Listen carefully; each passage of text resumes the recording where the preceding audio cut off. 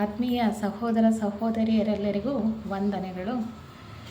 ಶನಿವಾರದ ಒಂದು ವ್ಯಾಸಂಗ ಕಾರ್ಯಕ್ರಮಕ್ಕೆ ಎಲ್ಲರಿಗೂ ಸ್ವಾಗತ. ನಾವು ವ್ಯಾಸಂಗಕ್ಕೆ ಆರಿಸ್ಕೊಂಡಿರ್ತಕ್ಕಂತಹ ಗ್ರಂಥ ಮಾನವ ಎಲ್ಲಿಂದ ಹೇಗೆ ಮತ್ತು ಎಲ್ಲಿಗೆ. ಅಂದರೆ ನಾವು ಪ್ರಸ್ತುತ ಭೂಮಿಯ ಮೇಲೆ ಮನುಷ್ಯರಾಗಿ ಜೀವನ ಮಾಡ್ತಾ ಇದ್ದೇವೆ.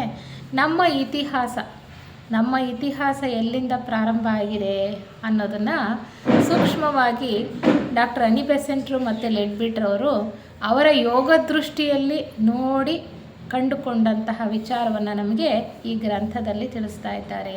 ಅಂದರೆ ಅವರ ಪ್ರಜ್ಞೆಯನ್ನು ಉನ್ನತ ಮಟ್ಟದಲ್ಲಿ ಹಿಂದಕ್ಕೆ ಕೊಂಡೊಯ್ದಾಗ ಅಲ್ಲಿ ಹಿಂದೆ ನಡೆದಂತಹ ಎಲ್ಲ ವಿದ್ಯಮಾನಗಳು ಕೂಡ ಅವರ ಸೂಕ್ಷ್ಮ ದೃಷ್ಟಿಗೆ ಎಟಕತ್ತೆ. ಆ ವಿಚಾರವನ್ನು ನಮಗೆ ಒಂದು ಕಥೆಯ ರೂಪದಲ್ಲಿ, ಇತಿಹಾಸದ ರೂಪದಲ್ಲಿ ನಮಗೆ ಹೇಳ್ತಾ ಬರ್ತಾರೆ. ನಾವು ಭೂ ವಿಕಾಸ ಯೋಜನೆಯ ಬಗ್ಗೆ ತಿಳ್ಕೊಳ್ತಾ ಇದ್ದೇವೆ. ಈ ಭೂ ವಿಕಾಸ ಯೋಜನೆ ಸೌರಬ್ರಹ್ಮಾಂಡೇಶ್ವರನ ಕೈ ಕೆಳಗೆ ನಡೀತಾ ಇರತಕ್ಕಂತಹ ಒಂದು ವಿಕಾಸ ಯೋಜನೆ. 10 ವಿಕಾಸ ಯೋಜನೆಗಳಲ್ಲಿ ಒಂದು ವಿಕಾಸ ಯೋಜನೆ. ಈ ಭೂ ವಿಕಾಸ ಯೋಜನೆಯ ಬಗ್ಗೆ ಸಾಕಷ್ಟು ವಿಚಾರಗಳನ್ನು ಹಿಂದಿನ ಅನೇಕ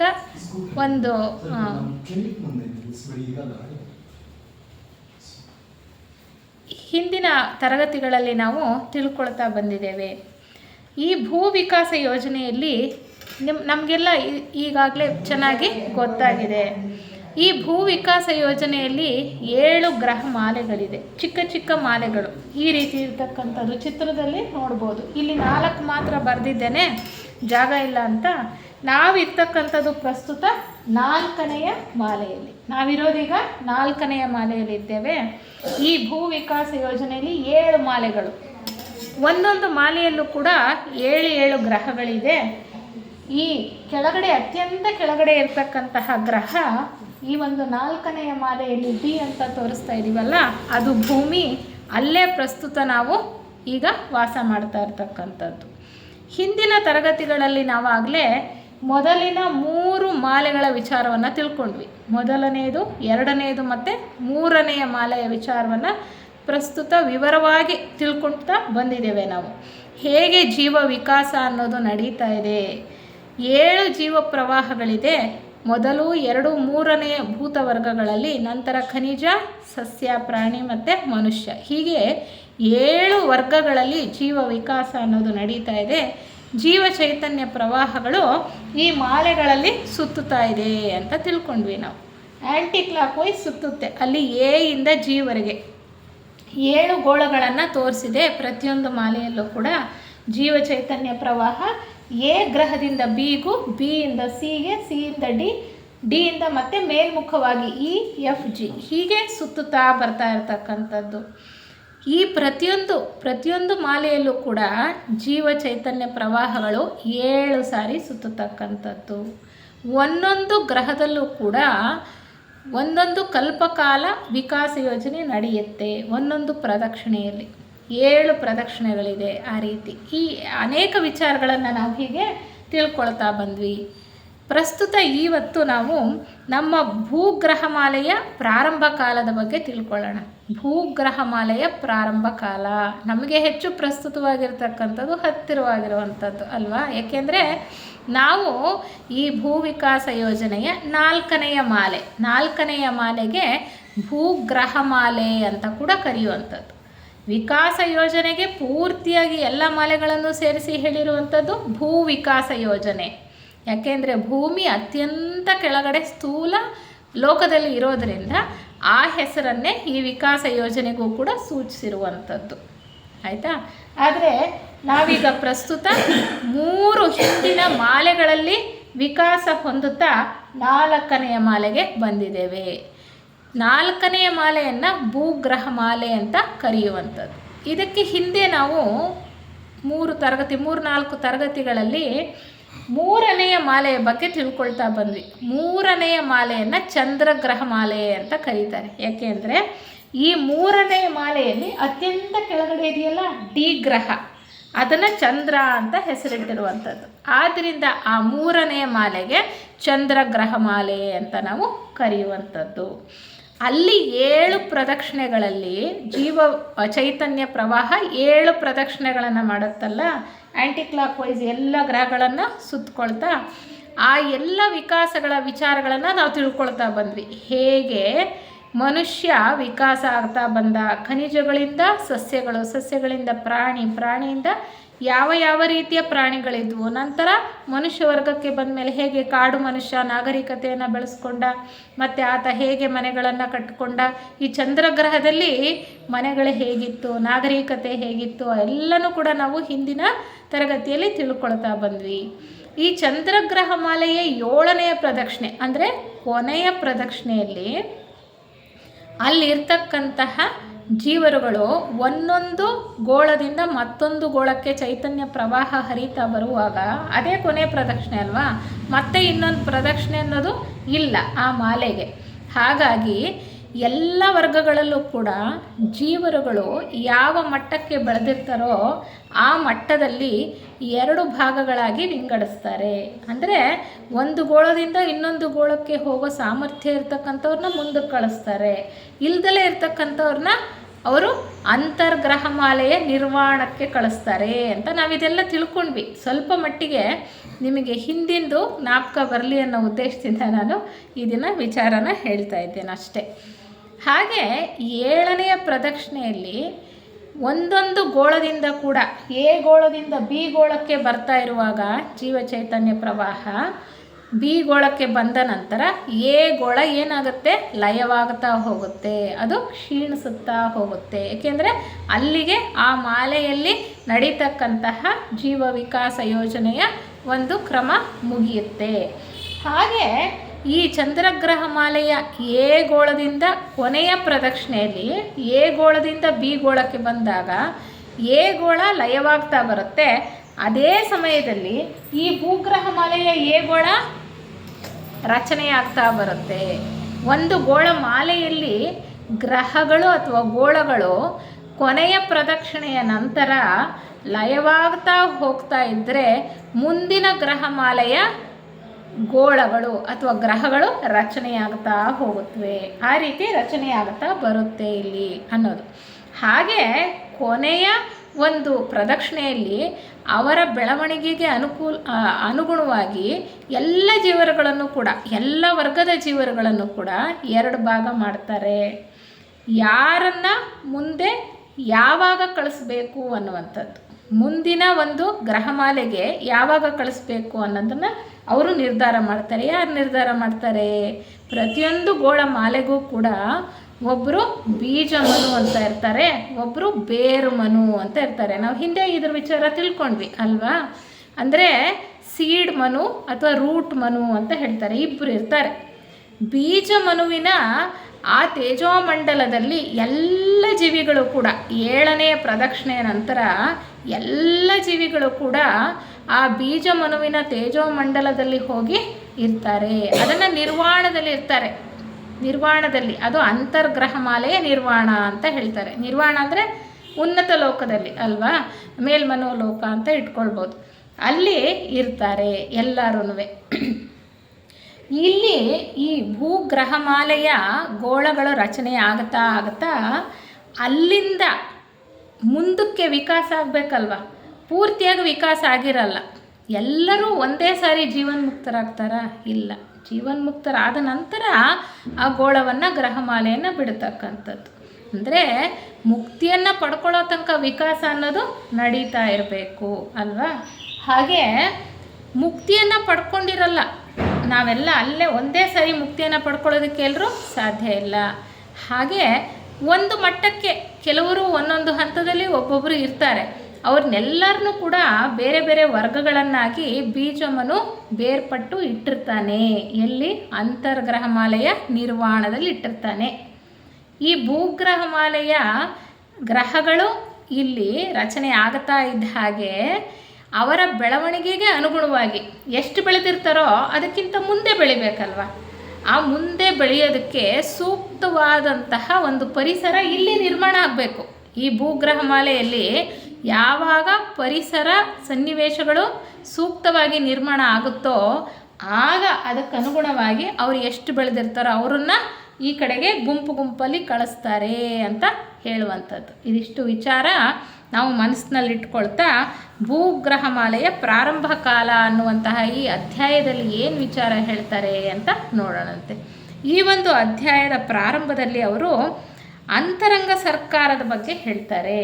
ಪ್ರತಿಯೊಂದು ಮಾಲೆಯನ್ನು ಕೂಡ ಅಲ್ಲಿ ನಡೀತಾ ಇರ್ತಕ್ಕಂತಹ ಸಂಸರಣಾ ಯೋಜನೆಯನ್ನು ನೋಡ್ಕೊಳ್ಳೋದಕ್ಕೆ, ನಿರ್ದೇಶಿಸೋದಕ್ಕೆ ಮತ್ತು ಅಲ್ಲಿನ ಎಲ್ಲ ಚಟುವಟಿಕೆಗಳನ್ನು ನಡೆಸ್ಕೊಂಡು ಹೋಗಲಿಕ್ಕೆ ಜೀವನ್ಮುಕ್ತರ ಒಂದು ಗುಂಪಿದೆ ಅಥವಾ ಒಂದು ಸರ್ಕಾರ ಇದೆ. ಆ ಸರ್ಕಾರದಲ್ಲೂ ಕೂಡ ಬೇರೆ ಬೇರೆ ಅಧಿಕಾರ ಶ್ರೇಣಿಯಲ್ಲಿ ಜೀವನ್ಮುಕ್ತರು ಅವರ ಬೆಳವಣಿಗೆಗೆ ಅನುಗುಣವಾಗಿ ಕೆಲಸ ಮಾಡ್ತಾ ಇರ್ತಾರೆ ಅಲ್ವಾ. ಅಂದರೆ ಅಂತರಂಗ ಸರ್ಕಾರ ಅಂತಕ್ಕಂಥದ್ದು ಯಾವುದೇ ಒಂದು ಗ್ರಹಮಾಲೆಯಲ್ಲಿ ನಡೀತಾ ಇರತಕ್ಕಂತಹ ಜೀವ ವಿಕಾಸ ಯೋಜನೆಯನ್ನು ನಿರ್ದೇಶಿಸುತ್ತಾ ಅದನ್ನು ಮುಂದುವರಿಸ್ಕೊಂಡು ವ್ಯವಸ್ಥಿತವಾಗಿ ಹೋಗತಕ್ಕಂಥದ್ದು ಅಂತರಂಗ ಸರ್ಕಾರದಲ್ಲಿರುವಂತಹ ಜೀವನ್ಮುಕ್ತರ ಒಂದು ಕೆಲಸ. ಆ ಒಂದು ಅಂತರಂಗ ಸರ್ಕಾರ ಈ ನಮ್ಮ ಭೂಗ್ರಹಮಾಲೆ ಪ್ರಾರಂಭ ಆಯ್ತಲ್ಲ, ಚಂದ್ರಗ್ರಹಮಾಲೆ ಕ್ಷೀಣಿಸ್ತಾ ಬರ್ತಾ ಇದ್ದ ಹಾಗೆ ಭೂಗ್ರಹಮಾಲೆ ರಚನೆ ಆಗುತ್ತಾ ಬರುತ್ತೆ ಒಂದೊಂದೇ ಗೋಳ. ಈ ಒಂದು ನಮ್ಮ ಭೂಗ್ರಹಮಾಲೆಯ ಅಂತರಂಗ ಸರ್ಕಾರದ ಮುಖ್ಯಾಧಿಕಾರಿ ಯಾರಾಗ್ತಾರೆ ಅಂದರೆ ಅವ್ರು ಹೇಳ್ತಾರೆ, ಚಂದ್ರಗ್ರಹಮಾಲೆಯಲ್ಲಿ ಬೀಜಮನು ಆಗಿರ್ತಾರಲ್ಲ, ಬೀಜಮನು ಅಂದರೆ ಪ್ರತಿಯೊಂದನ್ನು ಅಲ್ಲಿ ನೋಡಿಕೊಂಡು ಅವ್ರು ಎಷ್ಟೆಷ್ಟು ಬೆಳವಣಿಗೆ ಹೊಂದಿರ್ತಾರೋ ಅವರನ್ನು ಮತ್ತೆ ತನ್ನ ತೇಜೋಮಂಡಲದೊಳಗಡೆ ತಗೊಂಡು ಆ ಗ್ರಹಮಾಲೆಯ ಕೊನೆಯಲ್ಲಿ ಮತ್ತೆ ತನ್ನ ಪ್ರಭಾವವನ್ನು ಆ ಜೀವರುಗಳ ಮೇಲೆ ಬೀರ್ತಾ ನಿರ್ವಾಣ ಲೋಕದಲ್ಲಿ ನಂತರ ಸೂಕ್ತ ಸಮಯದಲ್ಲಿ ಈ ಕಡೆ ಮುಂದಿನ ಗ್ರಹಮಾಲೆಗೆ ಕಳಿಸ್ತಕ್ಕಂಥದ್ದು. ಆ ಬೀಜಮನುವೇ ಇಲ್ಲಿ ನಮ್ಮ ಭೂಗ್ರಹಮಾಲೆಯ ಮುಖ್ಯಾಧಿಕಾರಿ ಆಗ್ತಾರೆ, ಅಂತರಂಗ ಸರ್ಕಾರದ ಮುಖ್ಯಾಧಿಕಾರಿ. ಅವ್ರ ಹೆಸರು ಏನಪ್ಪ ಅಂದರೆ ಚಕ್ಷುಷ ಅಂತ. ಅವ್ರ ಹೆಸರು ಚಕ್ಷುಷ ಅಂತ. ಅವರು ಬೀಜಮನು, ಅವರು ಹಿಂದಿನ ಗ್ರಹಮಾಲೆಯಲ್ಲಿ ಬೀಜಮನು ಆಗಿರ್ತಾರೆ. ಈಗ ಇಲ್ಲ, ನಮ್ಮ ಗ್ರಹಮಾಲೆಯಲ್ಲಿ ಮುಖ್ಯಾಧಿಕಾರಿ, ಅಂತರಂಗ ಸರ್ಕಾರದ ಮುಖ್ಯಾಧಿಕಾರಿ ಆಗ್ತಾರೆ. ಇವರ ಕೈ ಕೆಳಗಡೆ ಬೀಜಮನು ಇರಬೇಕಲ್ವ, ಅವರ ಅಂತರಂಗ ಸರ್ಕಾರದ ಮುಖ್ಯಾಧಿಕಾರಿ, ಅವ್ರ ಕೆಳಗಡೆ ಬೀಜಮನು ಇರ್ತಾರೆ. ನಮ್ಮ ಭೂಗ್ರಹಮಾಲೆಯ ಬೀಜಮನು ಯಾರಪ್ಪ ಅಂದರೆ ವೈವಸ್ವತರು ಅಂತ ಹೇಳ್ತಾರೆ. ವೈವಸ್ವತ ಮನ್ವಂತರೆ ಅಂತೀವಲ್ಲ, ಆ ವೈವಸ್ವತರಲ್ಲ, ಆರ್ಯ ಮಹಾವಂಶಕ್ಕೆ ಮನುಗಳಾಗಿದ್ದಂಥವರು ಇವರು ವೈವಸ್ವತರು. ಆ ವೈವಸ್ವತರು ಬೇರೆ. ಈ ವೈವಸ್ವತರು ಇಲ್ಲಿ ಇವರು ಹೇಳ್ತಾ ಇದ್ದಾರಲ್ಲ, ಈ ಭೂಗ್ರಹಮಾಲೆ ಪ್ರಾರಂಭ ಆದಾಗ ಆ ಅಂತರಂಗ ಸರ್ಕಾರದ ಮುಖ್ಯಾಧಿಕಾರಿಯಾಗಿದ್ದ ಚಕ್ಷುಷರ ಕೆಳಗಡೆ ಕೆಲಸ ಮಾಡಲಿಕ್ಕೆ ಬಂದಂಥವರು ವೈವಸ್ವತರು. ಅವರು ಎಲ್ಲಿಂದ ಬಂದರು ಅಂದರೆ ಶುಕ್ರ ಗ್ರಹದಿಂದ ಬರ್ತಾರೆ. ಅವರು ಬೇರೆ ಗ್ರಹಮಾಲೆಯಿಂದ ಬರ್ತಾರೆ. ಜೀವನ್ಮುಕ್ತರಾದ ನಂತರ ಯಾವುದೇ ಒಂದು ಗ್ರಹಮಾಲೆಯಲ್ಲಿ ಜೀವನ್ಮುಕ್ತರಾದ ನಂತರ ಅಂದರೆ ಆ ಗ್ರಹಮಾಲೆಗೆ ನಿಗದಿಪಡಿಸಿರ್ತಕ್ಕಂತಹ ಗುರಿಯನ್ನು ಮುಟ್ಟೋದು ಅಂದರೆ ಜೀವನ್ಮುಕ್ತರಾಗ್ತಕ್ಕಂಥದ್ದು. ಆದ ನಂತರ ಅವರಿಗೆ 7 ಮಾರ್ಗಗಳು ತೆರ್ಕೊಳ್ಳುತ್ತೆ ಅಂತ ನಾವು ಸಾಕಷ್ಟು ಸಾರಿ ಇಲ್ಲಿ ವಿಚಾರ ಮಾಡಿದ್ದೀವಿ ಅಲ್ವಾ. ಬೇರೆ ಗ್ರಹಮಾಲೆಗೆ ಹೋಗಿ ಕೆಲಸ ಮಾಡ್ತಕ್ಕಂಥದ್ದು ಕೂಡ ಒಂದು ಮಾರ್ಗ, ಒಂದು ವಿಧಾನ. ಹಾಗೆ ಶುಕ್ರ ಗ್ರಹ ಯೋಜನೆಯ 4ನೆಯ ಗ್ರಹಮಾಲೆಯಿಂದ ಬಂದಂತಹ ಮಹಾಪ್ರಬಲವಾದ ಆತ್ಮ ಅಂತ ಹೇಳ್ತಾರೆ. ಯಾರು? ವೈವಸ್ವತರು. ನಮ್ಮ ಭೂಗ್ರಹಮಾಲೆಗೆ ಬೀಜಮನು ವೈವಸ್ವತರು. ಇವರು ಎಲ್ಲಿಂದ ಬಂದರು ಅಂದರೆ ಶುಕ್ರ ಗ್ರಹದ 4ನೆಯ ಗ್ರಹಮಾಲೆಯಿಂದ ಬಂದಂತಹವರು. ಇವರು ಈ ಭೂಗ್ರಹಮಾಲೆಯಲ್ಲಿ ನಡೀತಕ್ಕಂತಹ ಸಮಸ್ತ ಯೋಜನೆಯ ಕ್ರಮವನ್ನು ಕೂಡ ಇವರೇ ನಿರ್ದೇಶನ ಮಾಡೋದು. ಭೂಗ್ರಹಮಾಲೆ ಅಂದರೆ ನಾವಿದ್ದೀವಲ್ಲ, ಈ ಗ್ರಹಮಾಲೆಯಲ್ಲಿ ನಡೀತಕ್ಕಂಥ ಎಲ್ಲ ವಿದ್ಯಮಾನಗಳನ್ನು ಅವರು ನಿರ್ದೇಶಿಸ್ತಕ್ಕಂಥದ್ದು, ನೋಡ್ಕೊಳ್ತಕ್ಕಂಥದ್ದು ಅವರೇ. ಯಾರು? ಬೀಜಮನುವಾಗಿರುವಂತಹ ವೈವಸ್ವತರು ಭೂಗ್ರಹಮಾಲೆಗೆ.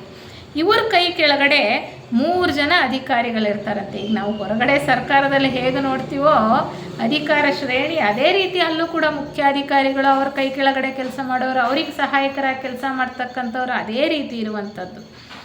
ಅವ್ರ ಕೈ ಕೆಳಗಡೆ, ಯಾರ ಕೈ ಕೆಳಗಡೆ? ಬೀಜಮನುವಾದ ವೈವಸ್ವತರ ಕೈ ಕೆಳಗಡೆ 3 ಜನ ಅಧಿಕಾರಿಗಳಿರ್ತಾರೆ.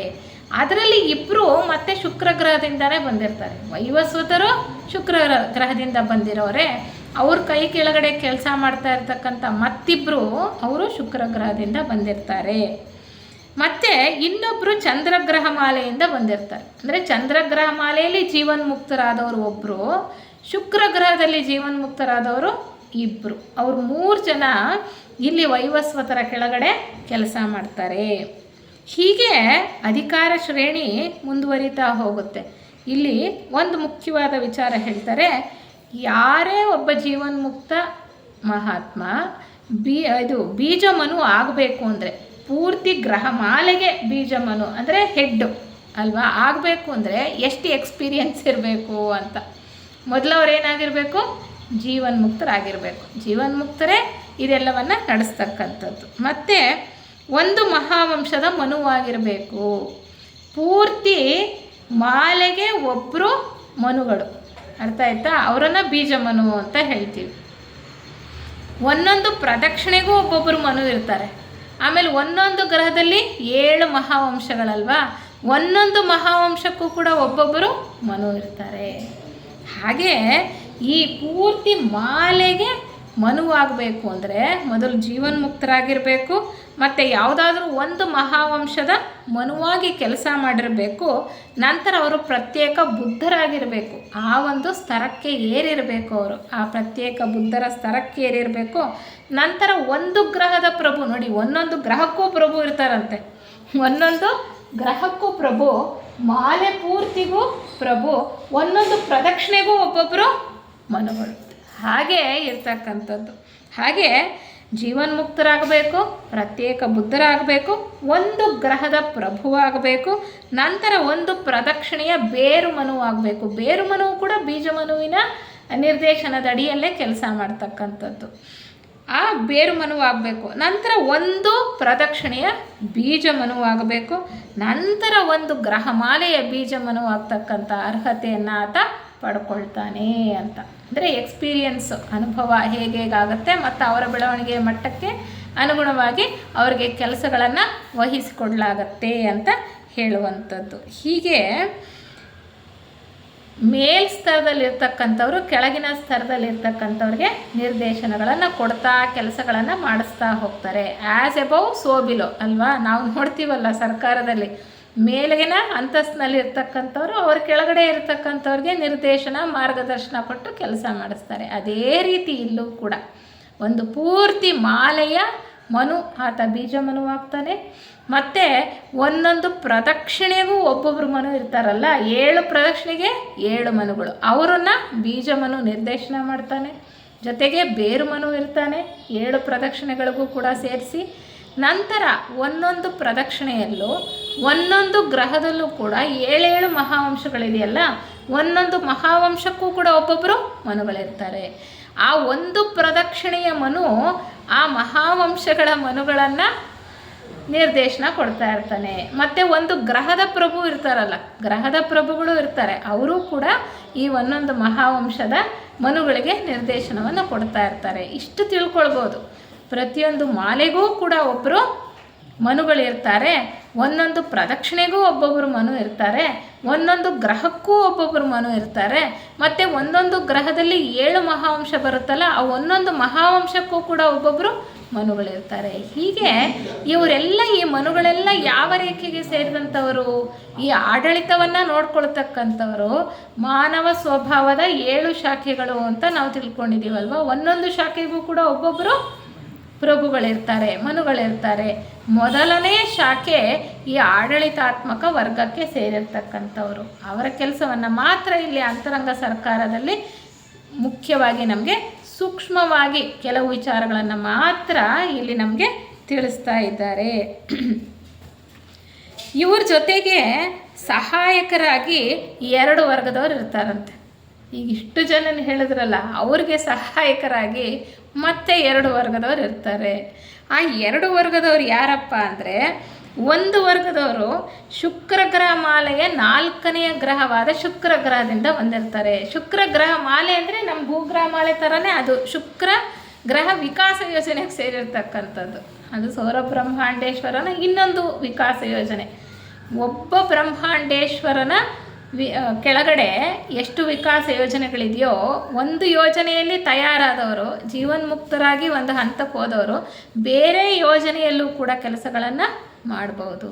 ಸೌರ ಬ್ರಹ್ಮಾಂಡೇಶ್ವರ ಎಲ್ಲೆಲ್ಲಿ ಕಳಿಸಿದ್ರೆ ಯಾವ್ಯಾವ ಕೆಲಸ ವಹಿಸಿದ್ರೆ ಅಲ್ಲೆಲ್ಲ ಕೂಡ ಮಾಡಬೇಕಾಗತ್ತೆ. ಇವಾಗ ನೋಡಿ, ಬೆಂಗಳೂರಲ್ಲಿ ಹೆಡ್ ಆಫೀಸ್ ಇದೆ ಅಂತಂದರೆ ಬೇರೆ ಬೇರೆ ಕಡೆನೂ ಕೂಡ ಬೇರೆ ಬೇರೆ ಡಿಸ್ಟ್ರಿಕ್ಟ್ ಲೆವೆಲಲ್ಲಿ ಬೇರೆ ಬೇರೆ ಆಫೀಸ್ಗಳಿರುತ್ತಲ್ಲ, ಹಾಗೆ ಅಲ್ಲೂ ಕೂಡ ಕೆಲಸ ಕಾರ್ಯಗಳು ನಡೀತಾ ಇರುತ್ತೆ ಆ ಒಂದು ಜಿಲ್ಲೆಗೆ ಸಂಬಂಧಪಟ್ಟ ಹಾಗೆ ಅಲ್ವಾ. ಅದು ಒಂದು ಯೋಜನೆ ಅಂತ ನಾವು ಇಟ್ಕೊಂಡ್ರೆ ಇಲ್ಲಿಂದ ಅಲ್ಲಿಗೂ ಕೂಡ ಯಾರನ್ನು ಬೇಕಾದರೂ ಕಳಿಸ್ತಾ ಇರ್ಬೋದು, ಮತ್ತು ಟ್ರಾನ್ಸ್ಫರ್ ಮಾಡ್ತಾ ಇರ್ಬೋದು ಒಂದು ಕಡೆಯಿಂದ ಇನ್ನೊಂದು ಕಡೆಗೆ.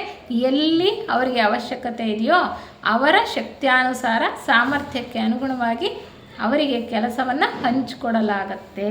ಈ ರೀತಿ ಈ ಸಹಾಯಕರು ಇದ್ದಾರಲ್ಲ, ಅವರಲ್ಲಿ 2 ಮುಖ್ಯ ವರ್ಗ ಅಂತಾರೆ. ಆ 2 ವರ್ಗಗಳಲ್ಲಿ ಒಂದು ವರ್ಗದವರು ಮತ್ತೆ ಚಂದ್ರಗ್ರಹದಿಂದ ಬಂದಿರ್ತಾರೆ ಸಹಾಯಕರಾಗಿ. ಮೊದಲು ನಾವು ಬೀಜಮನು ನೋಡಿದ್ವಿ, ಅವ್ರ ಕೈ ಕೆಳಗಡೆ ಇರ್ತಕ್ಕಂತಹ ವೈವಸ್ವತರನ್ನು ನೋಡಿದ್ವಿ. ವೈವಸ್ವತರೇ ಬೀಜಮನು, ಅವ್ರಿಗಿಂತ ಮೇಲೆ ಇರ್ತಕ್ಕಂಥವ್ರು ಮುಖ್ಯಾಧಿಕಾರಿ ಚಕ್ಷುಷ ಅಂತ ನೋಡಿದ್ವಿ. ಮತ್ತು ಬೀಜಮನುವಿನ ಕೆಳಗಡೆ 3 ಜನ ಅಧಿಕಾರಿಗಳಿರ್ತಾರೆ ಅಂತ ನೋಡಿದ್ವಿ. ಮತ್ತು ಅವ್ರಿಗೆ ಸಹಾಯಕರಾಗಿ 2 ದೊಡ್ಡ ಗುಂಪುಗಳಿರುತ್ತೆ ಅಂತ ಹೇಳ್ತಾರೆ. ಆ 2 ದೊಡ್ಡ ಗುಂಪುಗಳಲ್ಲಿ ಒಂದು ಗುಂಪಿನವರು ಶುಕ್ರ ಗ್ರಹದಿಂದ ಬಂದಿರ್ತಾರೆ. ಶುಕ್ರ ಗ್ರಹ ಯೋಜನೆಯ 4ನೆಯ ಮಾಲೆಯ ಶುಕ್ರ ಗ್ರಹದಿಂದ ಬಂದಿರ್ತಾರೆ. ಅವರನ್ನು ಏನಂತ ಕರೀತಾರೆ ಅಂದರೆ ಜ್ಯೋತಿಪ್ರಭುಗಳು ಅಂತ ಕರೀತಾರೆ. ನಮಗೆ ಎಷ್ಟೋ ಕಡೆ ಇದು ಉಲ್ಲೇಖ ಬರುತ್ತೆ ಬೇರೆ ಬೇರೆ ಗ್ರಂಥಗಳಲ್ಲಿ. ನಮಗೆ ಸರಿಯಾದ ಸ್ಪಷ್ಟತೆ ಇರಲ್ಲ, ಅಲ್ಲಿ ಗೊತ್ತಾಗಲ್ಲ ಜ್ಯೋತಿಪ್ರಭುಗಳು ಅಂದರೆ ಯಾರು ಅಂತ ಗೊತ್ತಾಗಲ್ಲ. ಅವರನ್ನು ಮಾನಸ ಪುತ್ರರು ಅಂತ ಕೂಡ ಕರೀತಾರೆ. ಯಾಕಪ್ಪ ಇವರನ್ನು ಜ್ಯೋತಿಪ್ರಭುಗಳು ಅಂತ ಕರೀತಾರೆ ಅಂದರೆ, ಇವರು ನಮ್ಮ ಭೂಗ್ರಹ ಮಾಲೆಗೆ ಯಾವಾಗ ಬರ್ತಾರೆ ಅಂತ ಹೇಳ್ತಾರೆ, 4ನೆಯ ಪ್ರದಕ್ಷಿಣೆಯ 3ನೆಯ ಮಹಾವಂಶದ ಸಮಯದಲ್ಲಿ ಬರ್ತಾರಂತೆ ಇವರು ಜ್ಯೋತಿಪ್ರಭುಗಳು. ಯಾರ್ಯಾರು ಬಂದರು ನಾವು ತಿಳ್ಕೊಂಡಿರೋ ಹಾಗೆ ನಮ್ಮ ಥಿಯಾಸಫಿ ವಾಂಗ್ಮಯದಲ್ಲಿ ನಾವು ತಿಳ್ಕೊಂಡಿದ್ದೀವಲ್ಲ, ಸನತ್ ಕುಮಾರ ಪ್ರಭುಗಳು. ಇವಾಗ ಅವರೇ ಅಲ್ವಾ ಎಲ್ಲವನ್ನ ನೋಡ್ಕೊಳ್ತಾ ಇರ್ತಕ್ಕಂಥದ್ದು 4ನೆಯ ಪ್ರದಕ್ಷಿಣೆಯಲ್ಲಿ. ಆ ಸನತ್ ಕುಮಾರ ಪ್ರಭುಗಳು ಭೂಮಿಯ ಉಸ್ತುವಾರಿಯನ್ನು ನೋಡ್ಕೊಳ್ತಾ ಇದ್ದಾರೆ, ಭೂಗ್ರಹದಲ್ಲಿ ನಡೀತಾ ಇರ್ತಕ್ಕಂಥ ಪ್ರತಿಯೊಂದು ಕಾರ್ಯಚಟುವಟಿಕೆ. ಇವ್ರು ಎಲ್ಲಿಂದ ಬಂದರು ಅಂದರೆ ಶುಕ್ರ ಗ್ರಹದಿಂದ ಬಂದರು. ಇವ್ರ ಜೊತೆಗೆ ಇನ್ನೂ 3 ಜನ ಬರ್ತಾರೆ. ಅವ್ರ ಹೆಸರೇನಪ್ಪ ಅಂದರೆ ಸನಾತನ, ಸನಕ ಮತ್ತು ಸನಂದನ. 3 ಜನ ಬರ್ತಾರೆ. ಅವ್ರ ಜೊತೆಗೆ ಇನ್ನೂ ಅಷ್ಟು ಜನ ಶಿಷ್ಯರು ಬರ್ತಾರೆ. ಅವ್ರ ಜೊತೆಗೆ 27 ಜನನೋ ಏನೋ ಇದೆ. ಅವ್ರ ಜೊತೆಗೆ ಅಷ್ಟು ಜನ ಶುಕ್ರ ಗ್ರಹದಿಂದ ಇಲ್ಲಿ ನಡೀತಾ ಇರ್ತಕ್ಕಂತಹ ಜೀವ ವಿಕಾಸವನ್ನು ತ್ವರಿತಗೊಳಿಸೋದಕ್ಕೋಸ್ಕರ ಬರ್ತಾರೆ. ಯಾಕೆ ಜ್ಯೋತಿಪ್ರಭುಗಳು ಅಂತಾರೆ ಅಂತಂದರೆ, ಇವರು ಬಂದ ನಂತರ ಈ ಭೂಗ್ರಹದಲ್ಲಿ ಮನುಷ್ಯನ ಮನಸ್ಸಿನ ಕ್ರಿಯಾಶೀಲತೆ ಹೆಚ್ಚಾಗತ್ತೆ, ಚಟುವಟಿಕೆ ಹೆಚ್ಚಾಗತ್ತೆ. ಅಂದರೆ ಮನಸ್ಸಿನ ಕಿಡಿ ಇತ್ತಲ್ಲ, ಅದು ಕಿಡಿ ರೂಪದಲ್ಲಿತ್ತಲ್ಲ, ಅದಕ್ಕೆ ಹೆಚ್ಚು ಚಾಲನೆಯನ್ನು ಕೊಡ್ತಾರೆ. ಅದು ಸ್ವಲ್ಪ ಹೆಚ್ಚಾಗಿ ಚೆನ್ನಾಗಿ ಹೊತ್ಕೊಂಡು ಉರಿಯೋ ಹಾಗೆ, ಅಂದರೆ ಮನಸ್ಸು ಚೆನ್ನಾಗಿ ಕಾರ್ಯಶೀಲವಾಗಿ ಕೆಲಸ ಮಾಡುವ ಹಾಗೆ ಇವರು ಪ್ರಚೋದನೆಯನ್ನು ಕೊಡ್ತಾರೆ. ಆದ್ದರಿಂದ ಇವರನ್ನು ಜ್ಯೋತಿಪ್ರಭುಗಳು ಅಂತ ಕರೀತಾರೆ. ಇವರನ್ನು ಮಾನಸ ಪುತ್ರರು ಅಂತಲೂ ಕರೀತಾರೆ. ಯಾಕೆ ಮಾನಸ ಪುತ್ರರು ಅಂದರೆ ಮನಸ್ಸಿನ ಕ್ರಿಯಾಶೀಲತೆಯನ್ನು ಹೆಚ್ಚು ಮಾಡಿದ್ರಿಂದ ಇವರಿಗೆ ಮಾನಸ ಪುತ್ರರು ಅಂತ ಕರೀತಾರೆ. ಇವರು ಶುಕ್ರ ಗ್ರಹದಿಂದ ಬಂದ್ರಲ್ಲ, ಇವರು ಸನತ್ ಕುಮಾರ ಪ್ರಭುಗಳ ಜೊತೆ 3 ಜನ ಶಿಷ್ಯರು, 3 ಜನ ಅವ್ರ ಕೈ ಕೆಳಗಡೆ, ನಂತರ ಕೆಲವು ಶಿಷ್ಯರು. ಇವರನ್ನ ಮಾನಸ ಪುತ್ರರು ಅಂತಂದರೆ ನಿಜವಾದ ಮಾನಸ ಪುತ್ರರು ಅಂತ ಕರೀತಾರೆ. ಇವರು ಆ ಪದದ ಅರ್ಥ ತಗೊಂಡ್ರೆ, ನಾವು ಮಾನಸ ಪುತ್ರರು ಅನ್ನೋ ಪದದ ಅರ್ಥ ತಗೊಂಡ್ರೆ, ಈಗ ಯಾವುದೇ ಒಂದು ಜೀವ ವರ್ಗದಲ್ಲಿ ಇರ್ತಕ್ಕಂಥವ್ರು ಇನ್ನೊಂದು ಜೀವ ವರ್ಗದ ಮನಸ್ಸಿನ ಚಟುವಟಿಕೆಯನ್ನು ಪ್ರಚೋದನೆ ಮಾಡಿದ್ರೆ ಅವರು ಕೂಡ ಮಾನಸ ಪುತ್ರರೇ. ಈಗ ನಾವು ಮನುಷ್ಯರಾಗಿದ್ದೇವಲ್ವಾ, ನಾವು ಮನುಷ್ಯರ ಸಾಂಗತ್ಯದಲ್ಲಿ ಪ್ರಾಣಿಗಳು ಬರುತ್ತೆ. ಪ್ರಾಣಿಗಳು ಮನುಷ್ಯನ ಸಾಂಗತ್ಯದಲ್ಲಿ ಬಂದಾಗ ಪ್ರಾಣಿಗಳಿಗೆ ಮನಸ್ಸು ಸ್ವಲ್ಪ ಬೆಳೆಯುತ್ತೆ. ಮನಸ್ಸು ಸ್ವಲ್ಪ ಬೆಳೆದ ನಂತರ, ಅಂದರೆ ಪ್ರಚೋದನೆ ಎಲ್ಲಿ ಸಿಗುತ್ತೆ? ಮನುಷ್ಯನ ಸಾಂಗತ್ಯದಲ್ಲಿ ಪ್ರಚೋದನೆ ಸಿಗುತ್ತೆ. ಮನುಷ್ಯನ ಸಾಂಗತ್ಯದಲ್ಲಿ ಪ್ರಚೋದನೆ ಸಿಕ್ಕಿ ಪ್ರಾಣಿಗಳೇನಾಗ್ತವೆ? ಮನುಷ್ಯ ವರ್ಗಕ್ಕೆ ಬಡ್ತಿಯನ್ನು ಪಡ್ಕೊಳ್ತಾರೆ. ನಾವು ಕೂಡ ಮಾನಸ ಪುತ್ರರೇ, ಮನುಷ್ಯರೂ ಕೂಡ ಮಾನಸ ಪುತ್ರರೇ ಒಂದು ಅರ್ಥದಲ್ಲಿ, ಆ ಪದದ ಅರ್ಥದಲ್ಲಿ. ಆದರೆ ಅದಕ್ಕೆ ಹೇಳ್ತಾರೆ ನಿಜವಾದ ಮಾನಸ ಪುತ್ರರು ಅಂದರೆ ಶುಕ್ರ ಗ್ರಹದಿಂದ ಬಂದಂತಹ ಜ್ಯೋತಿಪ್ರಭುಗಳು. ಅಲ್ಲಿ ಮುಖ್ಯವಾಗಿ ಮನುಷ್ಯನಲ್ಲಿದ್ದಂತಹ ಮನಸ್ಸಿನ ಕ್ರಿಯಾಶೀಲತೆಯನ್ನು ಹೆಚ್ಚಿಸ್ತಾ ಮನಸ್ಸಿನ ಕಾರ್ಯಚಟುವಟಿಕೆಯ ವೇಗವನ್ನು ಜಾಸ್ತಿ ಮಾಡ್ತಾರೆ. ಆದ್ದರಿಂದ ಇವರನ್ನು ಜ್ಯೋತಿಪ್ರಭುಗಳು ಅಥವಾ ಮಾನಸ ಪುತ್ರರು ಅಂತ ಕರೀತಾರೆ. ಇದು ಒಂದು ವರ್ಗ, ಸಹಾಯಕರಲ್ಲಿರ್ತಕ್ಕಂತಹ ಒಂದು ವರ್ಗ ಇವರು. ಇನ್ನೊಂದು ವರ್ಗ ಯಾರಪ್ಪ ಅಂದರೆ ಅವರು ಚಂದ್ರಗ್ರಹದ ಪ್ರಭುಗಳು. ಚಂದ್ರಗ್ರಹ ಮಾಲೆಯಲ್ಲಿ ಅರ್ಹಂತ ಪದವಿನೇ ಅಲ್ಲಿದ್ದಂತಹ ಏನು ಜೀವನ್ಮುಕ್ತಿಗೆ ಬೇಕಾಗಿದ್ದಂತಹ ಒಂದು ಅರ್ಹತೆ. ಅಂದರೆ ಅಲ್ಲಿ ಜೀವನ್ಮುಕ್ತರಾದವರು ಕೆಲವರು ಭೂಗ್ರಹ ಮಾಲೆಗೆ ಬರ್ತಾರೆ. ಅವ್ರದ್ದು ಇನ್ನೊಂದು ವರ್ಗ, ಅವರು ಕೂಡ ಸಹಾಯಕರಾಗಿ ಕೆಲಸ ಮಾಡ್ತಾರೆ. ಅಂದರೆ ನೋಡಿ, ನಾವೇನು ತಿಳ್ಕೊಳ್ಬೇಕು, ಜೀವನ್ಮುಕ್ತರಾದ ತಕ್ಷಣ ನಾವೆಲ್ಲ ಏನು ಕೆಲಸ ಇಲ್ಲಪ್ಪ, ನಾವು ಹೋಗಿ ಪರಮಾತ್ಮನೊಳಗಡೆ ಸೇರ್ಕೊಂಡ್ಬಿಟ್ವಿ, ನಮಗಿನ್ನೇನೂ ಇಲ್ಲ ಅಂತ ಅಲ್ಲ. ಜೀವನ್ಮುಕ್ತ ಸ್ಥಿತಿ 5 ದೀಕ್ಷೆಗಳ ನಂತರ ಅಂತ ಈ ಭೂಗ್ರಹಮಾಲೆಯಲ್ಲಿ ಹೇಳಿರ್ತಕ್ಕಂಥದ್ದು ಅಲ್ವಾ. ಚಂದ್ರಗ್ರಹ ಮಾಲೆಯಲ್ಲಿ 4ನೇ ದೀಕ್ಷೆಗೆ ಜೀವನ್ಮುಕ್ತ ಸ್ಥಿತಿ ಅಂತ ನಾವು ತಿಳ್ಕೊಂಡ್ವಿ. ಜೀವನ್ಮುಕ್ತರಾದರೆ ಮತ್ತೆ ಈ ಗ್ರಹಗಳ ಮೇಲೆ ಹುಟ್ಟು ಸಾವಿಗೆ ಬಂಧಿತರಾಗಿಲ್ಲ. ಹುಟ್ಟು ಸಾವುಗಳನ್ನು ಮೀರಿ ನಾವು ಮುಕ್ತರಾಗಿರ್ತೇವೆ ಅಷ್ಟೇ. ಜೀವನ್ಮುಕ್ತರಿಗೂ ಕೂಡ ಇನ್ನು ಮುಂದೆ ವಿಕಾಸ ಇದೆ, ಪ್ರಗತಿ ಇದೆ, ಅವ್ರದ್ದು ಕೆಲಸ ಇದೆ, ಅವರಿನ್ನೂ ಮುಂದೆ ಬೆಳಿಬೇಕಾಗಿದೆ. 5 ದೀಕ್ಷೆಗಳ ನಂತರ 6, 7, 8, 9, 10 ದೀಕ್ಷೆಗಳವರೆಗೆ ನಮಗೆ ಥಿಯಾಸಫಿ ವಾಂಗ್ಮಯದಲ್ಲಿ ವಿಚಾರವನ್ನು ತಿಳಿಸ್ತಾರೆ.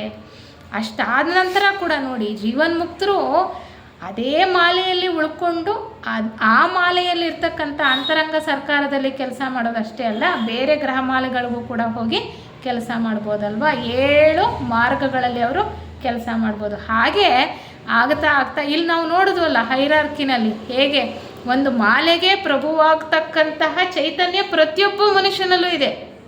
ಪ್ರತಿಯೊಬ್ಬ ಮನುಷ್ಯನಲ್ಲೂ ಒಂದೊಂದು ವಿಕಾಸ ಯೋಜನೆಯ ಮಾಲೆಗೆ ಪ್ರಭುವಾಗ್ತಕ್ಕಂಥ, ಮಾಲೆಗಷ್ಟೇ ಅಲ್ಲ, ಆ ಒಂದು ಸೌರ ಬ್ರಹ್ಮಾಂಡೇಶ್ವರನ ಹಂತಕ್ಕೆ ಹತ್ತತಕ್ಕಂತಹ ಶಕ್ತಿ ಇದೆ. ನಾವು ಎಲ್ಲರೂ ಕೂಡ ಒಬ್ಬೊಬ್ಬ ಸೂರ್ಯರಾಗ್ತಕ್ಕಂತಹ ಸಾಮರ್ಥ್ಯ ನಮ್ಮಲ್ಲಿದೆ. ಅದು ಹಾಗೇ ಆಗತ್ತೆ. ಏಕೆಂದರೆ ಇದು ಸೃಷ್ಟಿ ಯಾವಾಗ ಪ್ರಾರಂಭ ಆಯಿತು, ಯಾವಾಗ ಮುಗಿಯುತ್ತೆ ಅನ್ನೋದು ಯಾರ ಒಂದು ಗ್ರಹಿಕೆಗೂ ಸಿಗತಕ್ಕಂಥದ್ದಲ್ಲ. ಹಾಗೆ ಈ ಬೆಳವಣಿಗೆ ಅಂತಕ್ಕಂಥದ್ದು, ವಿಕಾಸ ಅನ್ನುವಂಥದ್ದು ಮನುಷ್ಯನಿಗೆ ಜೀವನ್ಮುಕ್ತನ ಆದ ನಂತರ ನಿಂತು ಹೋಗುತ್ತೆ ಅಂತ ಅಲ್ಲ, ಇನ್ನು ಬೆಳವಣಿಗೆ ಅಗಾಧವಾಗಿದೆ. ಮನುಷ್ಯನಿಗೆ ಬೆಳವಣಿಗೆ ಅಗಾಧವಾಗಿದೆ ಅನ್ನೋದನ್ನು ನಾವು ಸಂಕ್ಷಿಪ್ತವಾಗಿ ನಾವಿಲ್ಲಿ ತಿಳ್ಕೊಳ್ಬೋದಾಗಿದೆ. ಇದಿಷ್ಟು ನಮಗೆ ಅಂತರಂಗ ಸರ್ಕಾರ, ನಮ್ಮ ಭೂಗ್ರಹಮಾಲೆಯ ಅಂತರಂಗ ಸರ್ಕಾರದ ಬಗ್ಗೆ ಹೇಳ್ತಾರೆ. ಅಲ್ಲಿರ್ತಕ್ಕಂತಹ ಬೇರೆ ಬೇರೆ ಕೆಲಸಗಳನ್ನು ಮಾಡ್ತಾ ಇರ್ತಕ್ಕಂಥವರು, ಅಧಿಕಾರ ವರ್ಗದಲ್ಲಿರ್ತಕ್ಕಂಥವರು, ಅವ್ರನ್ನ ಯಾವ್ಯಾವ ರೀತಿ ಕರೀತಾರೆ, ಅವರು ಎಲ್ಲೆಲ್ಲಿಂದ ಬಂದರು ಅನ್ನುವಂತಹ ವಿಚಾರವನ್ನು ನಮಗೆ ಪ್ರಾರಂಭದಲ್ಲಿ ಹೇಳಿ, ನಮ್ಮ ಈ ಭೂಗ್ರಹಮಾಲೆ ಇದೆಯಲ್ಲ, ಅದು ಎಷ್ಟು ಪ್ರದಕ್ಷಿಣೆಗಳಿದೆ ಇಲ್ಲಿ ಭೂಗ್ರಹಮಾಲೆಯಲ್ಲಿ? 7 ಪ್ರದಕ್ಷಿಣೆ ಅಲ್ವಾ. ಪ್ರತಿಯೊಂದು ಗ್ರಹಮಾಲೆಯಲ್ಲೂ 7 ಪ್ರದಕ್ಷಿಣೆ. ಜೀವ ಚೈತನ್ಯ ಪ್ರವಾಹ 7 ಸಾರಿ ಸುತ್ತುತ್ತೆ. 7 ಗ್ರಹಗಳನ್ನು 7 ಸಾರಿ ಸುತ್ತತಕ್ಕಂಥದ್ದು. ಮೊದಲನೆಯ ಪ್ರದಕ್ಷಿಣೆಯಲ್ಲಿ ನಮ್ಮ ಭೂಗ್ರಹಮಾಲೆ ಹೇಗಿತ್ತು ಅಂತ ನಮಗೆ ಹೇಳ್ತಾ ಬರ್ತಾರೆ. ಭೂಗ್ರಹಮಾಲೆ ಹೇಗಿತ್ತು, ಅಲ್ಲಿದ್ದಂತಹ ಜೀವಿಗಳು ಹೇಗಿದ್ದರು, ಅವ್ರು ಹೇಗೆ ವಿಕಾಸ ಹೊಂದುತ್ತಾ ಬಂದರು ಅಂತ. ನಾವಿವಾಗ ಯಾವ ಪ್ರದಕ್ಷಿಣೆಯಲ್ಲಿದ್ದೇವೆ? ನಾವು ಭೂಗ್ರಹಮಾಲೆಗೆ ಸೇರಿರ್ತಕ್ಕಂಥವ್ರಲ್ವ. ನಾವು ಯಾವ ಪ್ರದಕ್ಷಿಣೆಯಲ್ಲಿದ್ದೇವೆ? 4ನೇ ಪ್ರದಕ್ಷಿಣೆಯಲ್ಲಿದ್ದೇವೆ. ಯಾವ ಗ್ರಹದಲ್ಲಿದ್ದೇವೆ? ಭೂಮಿಯ ಮೇಲಿದ್ದೇವೆ. ಅಂದರೆ 4ನೆಯ ಗ್ರಹ, ABCD 4ನೇದಲ್ವಾ. 4ನೆಯ ಗ್ರಹದಲ್ಲಿ ಇದ್ದೇವೆ ನೋಡಿ. ಇಲ್ಲಿ ABCD ಇದು 4ನೆಯ ಗ್ರಹ, ಇದು ಭೂಮಿ, ಇಲ್ಲಿದ್ದೇವೆ ನಾವು. 4ನೆಯ ಪ್ರದಕ್ಷಿಣೆ ಈಗ ನಡೀತಾ ಇದೆ. 4ನೇ ಪ್ರದಕ್ಷಿಣೆಯಲ್ಲಿ ಅರ್ಧ ಆಗಿದೆ, ಎಯಿಂದ D ತನಕ ಬಂದಿದೆ. ಯಾಕೆಂದರೆ ನಾವೀಗ ಭೂಮಿ ಮೇಲಿದ್ದೇವೆ. ಇಲ್ಲಿ ಮೊದಲಿಂದ ನಮಗೆ ವಿಸ್ತಾರವಾಗಿ ಹೇಳ್ತಾ ಹೋಗ್ತಾರೆ. ಮೊದಲನೆಯ ಪ್ರದಕ್ಷಿಣೆಯಿಂದ ನಮಗೆ ಎಲ್ಲ ವಿಚಾರಗಳನ್ನು ಹೇಳ್ತಾ ಹೋಗ್ತಾರೆ. ಅಂದರೆ ಈ ಭೂಗ್ರಹಮಾಲೆ ರಚನೆಯಾದ ಪ್ರಾರಂಭದಲ್ಲಿ ಮೊದಲನೆಯ ಜೀವ ಚೈತನ್ಯ ಪ್ರವಾಹದ ಪ್ರದಕ್ಷಿಣೆಯಲ್ಲಿ ಏನೇನು ನಡೀತು, ಹೇಗಿತ್ತು ಅಂತ ನಮಗೆ ಹೇಳ್ತಾ ಹೋಗ್ತಾರೆ. ಈ ಪ್ರದಕ್ಷಿಣೆಯಲ್ಲಿ, ಮೊದಲನೇ ಪ್ರದಕ್ಷಿಣೆಯಲ್ಲಿ ಚಂದ್ರಮಾಲೆ ಇದೆಯಲ್ಲ, ಚಂದ್ರಗ್ರಹಮಾಲೆ ಇದೆಯಲ್ಲ, ಈ ಚಂದ್ರಗ್ರಹಮಾಲೆ ಅಲ್ಲಿ D ಗೋಳ ಇಲ್ವಾ? D ಗೋಳ ಅದು ಕೊನೆಯದಲ್ವಾ D ಗೋಳ. ಆ ಗೋಳದಲ್ಲಿ 7ನೇ ಪ್ರದಕ್ಷಿಣೆಯಲ್ಲಿ ಕೊನೆಯಲ್ಲಿ ಜೀವನ್ಮುಕ್ತರಾಗ್ತಾರಲ್ಲ, ಕೊನೆಯಲ್ಲಿ 7ನೇ ಪ್ರದಕ್ಷಿಣೆ ಕೊನೆಯ ಗ್ರಹದಲ್ಲಿ ಜೀವನ್ಮುಕ್ತರಾದವರು ಮೊಟ್ಟ ಮೊದಲಿಗೆ ಇಲ್ಲಿ ಈ ಗ್ರಹಮಾಲೆ ಪ್ರಾರಂಭ ಆದಾಗ ಮೊದಲನೆಯ ಗ್ರಹದಲ್ಲಿ ರೂಪಗಳನ್ನು ರಚನೆ ಮಾಡ್ತಕ್ಕಂಥ ಕೆಲಸವನ್ನು ವಹಿಸ್ಕೊಳ್ತಾರೆ. ಎಲ್ಲ ಗ್ರಹಮಾಲೆಗಳಲ್ಲೂ ಕೂಡ ಮೊದಲ 1, 2, 3 ಪ್ರದಕ್ಷಿಣೆಗಳಲ್ಲಿ ಬಹಳ ಕಡಿಮೆ ಬೆಳವಣಿಗೆ ಹೊಂದಿರತಕ್ಕಂಥವ್ರಿಗೆ ಅವಕಾಶ. ಹಿಂದಿನ ಗ್ರಹಮಾಲೆಯಲ್ಲಿ ಅತ್ಯಂತ ಕೆಳಮಟ್ಟದಲ್ಲಿ ಇರ್ತಾರಲ್ಲ ಅವರನ್ನು ಮೊದಲು ಕಳಿಸ್ತಾರೆ. ಅರ್ಥ ಆಯ್ತಾ? ಯಾಕೆಂದರೆ 7 ಪ್ರದಕ್ಷಿಣೆಗಳಲ್ಲಿ ಅವ್ರಿಗೆ ಸಾಕಷ್ಟು ಸಮಯ ಸಿಗುತ್ತೆ ವಿಕಾಸ ಆಗೋಕ್ಕೆ. ಅವ್ರ ಹಿಂದಿನ ಗ್ರಹಮಾಲೆಯಲ್ಲಿ ಸಾಕಷ್ಟು ವಿಕಾಸ ಆಗಿರಲ್ಲ. ಯಾರು ಕಡಿಮೆ ಬೆಳೆದಿರ್ತಾರೋ ಅವರು ಮೊದಲು ಬರ್ತಾರೆ. ಅದೇ ರೀತಿ ಯಾರು ಕೊನೆಯಲ್ಲಿ ಜೀವನ್ ಮುಕ್ತರಾಗಿರ್ತಾರೋ ಅವರು ಇಲ್ಲಿ ಉಸ್ತುವಾರಿಯನ್ನು, ರೂಪಗಳನ್ನು ರಚನೆ ಮಾಡ್ತಕ್ಕಂಥ ಉಸ್ತುವಾರಿ ಆ ಅಂತರಂಗ ಸರ್ಕಾರದಲ್ಲಿ ಒಂದು ಕೆಲಸವನ್ನು ವಹಿಸ್ಕೊಂಡು ಬರ್ತಾರೆ. ಹಾಗೆ ಎ ಗೋಳದಲ್ಲಿ ಚಂದ್ರಗ್ರಹ ಮಾಲೆಯ ಜಿ ಗೋಳದಲ್ಲಿ ಅರ್ಹಂತ ಪದವಿಯನ್ನು ಪಡ್ಕೊಂಡಿದ್ದಂತಹ ಪ್ರಭುಗಳು ಇಲ್ಲಿಗೆ ಬಂದು ರೂಪಗಳನ್ನು ರಚನೆ ಮಾಡ್ತಾರೆ. ಆ ರೂಪಗಳನ್ನು ರಚನೆ ಮಾಡಿದಾಗ ಅಲ್ಲಿ ರೂಪಗಳು ಬೇಕಲ್ವ ನಮಗೆ. ರೂಪ ಇಲ್ಲದೆ ಇದ್ದರೆ ಹೇಗೆ ಆ ಜೀವ ಚೈತನ್ಯ ಬಂದು ಅಲ್ಲಿ ಸೇರಿ ವಿಕಾಸ ಆಗೋದಕ್ಕೆ ಸಾಧ್ಯ? ಆತ್ಮಗಳು ಬಂದು ಅಲ್ಲಿ ಸೇರಿ ವಿಕಾಸ ಆಗಬೇಕಲ್ವ.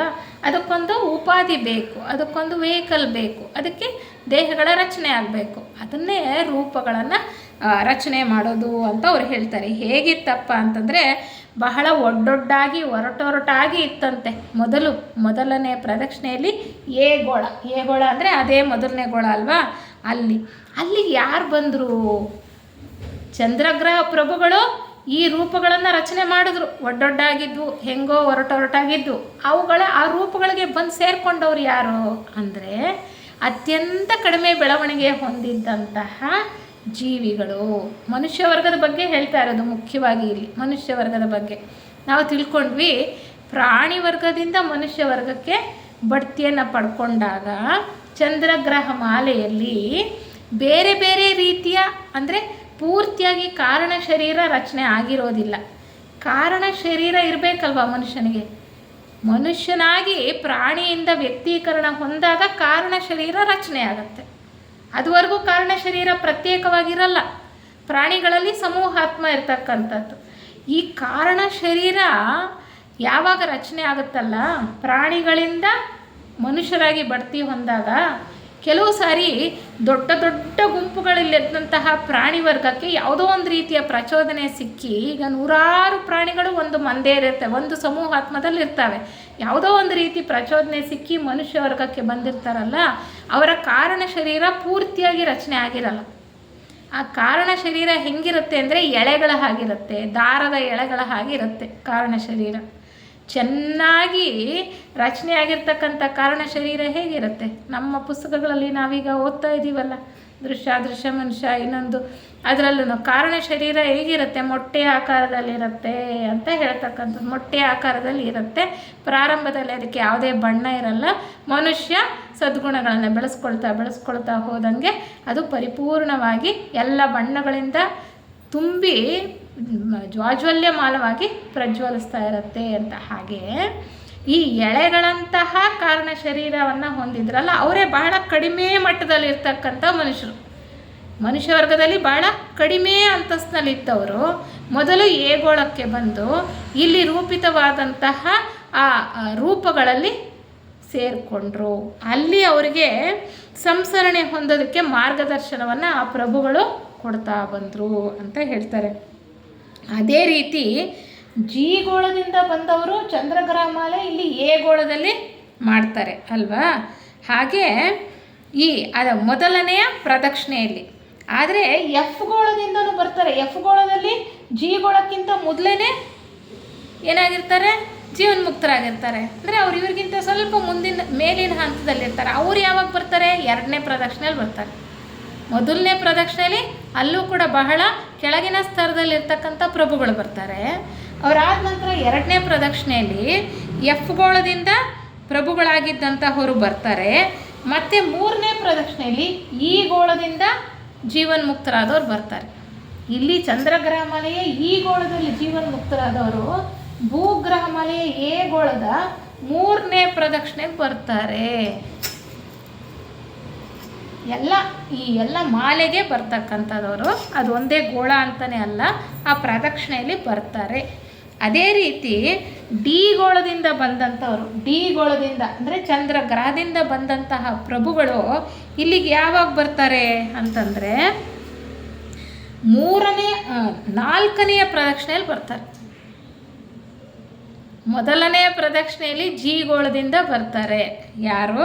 ಜೀವನ್ಮುಕ್ತ ಪ್ರಭುಗಳು. 2ನೆಯ ಪ್ರದಕ್ಷಿಣೆಯಲ್ಲಿ ಈ ಗೋಳದಿಂದ ಎಫ್ ಗೋಳದಿಂದ ಬರ್ತಾರೆ. ಮತ್ತು 3ನೇ ಪ್ರದಕ್ಷಿಣೆಯಲ್ಲಿ ಈ ಗೋಳದಿಂದ ಬರ್ತಾರೆ. 4ನೇ ಪ್ರದಕ್ಷಿಣೆಯಲ್ಲಿ ಡಿ ಗೋಳದಿಂದ ಬರ್ತಾರೆ. 4ನೇ ಪ್ರದಕ್ಷಿಣೆಯಲ್ಲಿ ಚಂದ್ರಗ್ರಹ ಮಾಲೆಯ ಡಿ ಗೋಳದಲ್ಲಿ ಯಾರು ಜೀವನ್ಮುಕ್ತರಾಗಿದ್ದರೋ ಅವರು ಇಲ್ಲಿಗೆ ಬಂದು ಈ ಗ್ರಹ ಮಾಲೆಗೆ ರೂಪಗಳ ರಚನೆಯಲ್ಲಿ ಅವರು ತೊಡಗಿಸ್ಕೋತಾರೆ. ಆ ಕೆಲಸ ಅವರಿಗೆ, ರೂಪಗಳನ್ನು ರಚಿಸೋದೇ ಕೆಲಸ. ಎಷ್ಟು ಹೇಳ್ತಾರಲ್ಲ, ಈಗ ನಾವು ಆಧ್ಯಾತ್ಮ ಒಂದು ವಾಂಗ್ಮಯದಲ್ಲಿ ಓದುವಾಗ ಒಂದು ದೇಹ ರಚನೆ ಆಗಬೇಕು ಅಂದರೆ ಎಷ್ಟು ದೇವತೆಗಳ ಕೆಲಸ ಮಾಡಿರಬೇಕು, ಎಷ್ಟು ಪ್ರಭುಗಳ ಕೆಲಸ ಮಾಡಿರಬೇಕು. ಈ ದೇಹವನ್ನು ನಾವು ಸುಮ್ಮನೆ ನಾವು ಏನು ಮಾಡ್ತಕ್ಕಂಥದ್ದು, ನಾಶ ಮಾಡ್ಕೊಳ್ತಕ್ಕಂಥದ್ದಲ್ಲ ಅಲ್ವಾ. ನಾವು ಸೂಯಿಸೈಡ್ ಮಾಡಿಕೊಂಡು ನಾವು ದೇಹ ಬಿಡ್ತಕ್ಕಂಥದ್ದಲ್ಲ. ಒಂದು ಚಿಕ್ಕ ಕೀಟ ಆಗಲಿ, ಒಂದು ಸಣ್ಣ ಹುಳುವಾಗಲಿ, ಅದರ ದೇಹ ರೂಪ ರಚನೆ ಆಗಬೇಕು ಅಂದರೆ ಎಷ್ಟೋ ದೇವತೆಗಳು, ಎಷ್ಟೋ ಜನ ಜೀವನ್ಮುಕ್ತ ಮಹಾತ್ಮರು ಆ ಕೆಲಸವನ್ನು ಮಾಡಿರ್ತಾರೆ. ಆ ರೂಪಗಳ ರಚನೆಯಲ್ಲಿ ಹೇಗೆ ಇಲ್ಲಿ ಈ ಭೂಗ್ರಹ ಮಾಲೆಯಲ್ಲಿ ನಡೀತು ಅನ್ನೋ ವಿಚಾರವನ್ನು ನಮಗೆ ಹೇಳ್ತಾ ಇದ್ದಾರೆ. ಎಷ್ಟು ಮುಖ್ಯ ಅಂತ, ಪ್ರತಿಯೊಂದು ಕೂಡ ಭಾಳ ಮುಖ್ಯ ಅಂತ. ಈ ಎಲ್ಲ ಪ್ರದಕ್ಷಿಣೆಗಳಲ್ಲಿ ಬರ್ತಾರಲ್ಲ ಚಂದ್ರಗ್ರಹದಿಂದ ಬೇರೆ ಬೇರೆ ಪ್ರಭುಗಳು ಬರ್ತಾರಲ್ಲ ಜೀವನ್ಮುಕ್ತರಾದವರು, ಅವ್ರನ್ನ ಏನಂತಾರೆ ಸೀಕ್ರೆಟ್ ಡಾಕ್ಟ್ರಿನಲ್ಲಿ ಅವ್ರನ್ನ ಬರ್ಹಿಷತ್ ಪ್ರಭುಗಳು ಅಂತ ಕರೀತಾರೆ.